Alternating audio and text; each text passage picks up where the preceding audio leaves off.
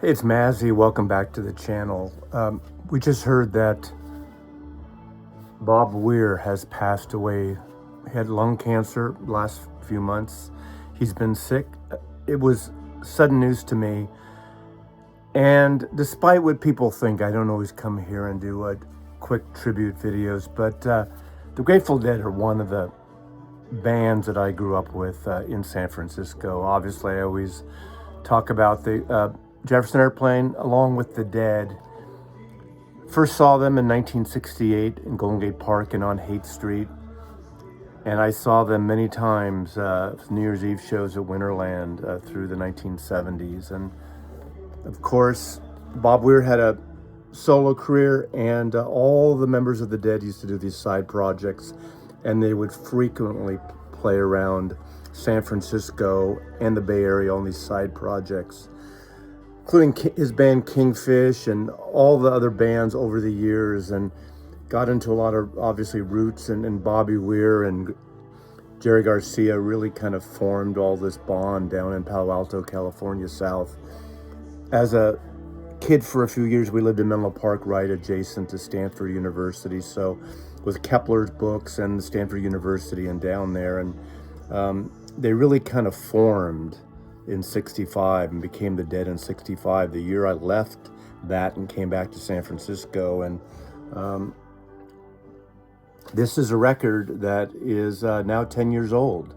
And this is a beautiful, folky kind of country record. Aside from Ace, his first solo album, this is my favorite Bob Weir album. It's wonderfully produced by John Kaufman and Bob Weir. It's got a great sound to it. There's not much to say about the Grateful Dead hasn't been said. I have pretty much every proper album and a lot of their live shows in vinyl form, digital form. I'm not a taper. I've never really kind of followed every tour of the Dead, but this was a shock to me and many, and certain bands really mean a lot to you, and when people pass, obviously, bands we've grown up with, it's a shock to the system. And this is where it's about the music. I always pontificate about that, but there's certain people. Bob Weir, again, is one of those guys you'd see around the city. He was very accessible. I met him a couple of times, just briefly, in groups. He was one of the owners on the Switch of the Sweetwater, the club restaurant in Mill Valley, California. Went there a few times, the old Sweetwater, but he's one of the partners when they moved to the current location there. So I just wanted to come up here and do a quick one. I'm sure there'll be a lot of people talking about the Grateful Dead and Bob Weir. A sad loss to music. I believe he was only 78 or so not that much older than me, 6-7 years. Once he started wearing those cargo shorts and Izod shirts when he cut his hair and cut his ponytail, I always kind of thought that was hysterical with the Grateful Dead.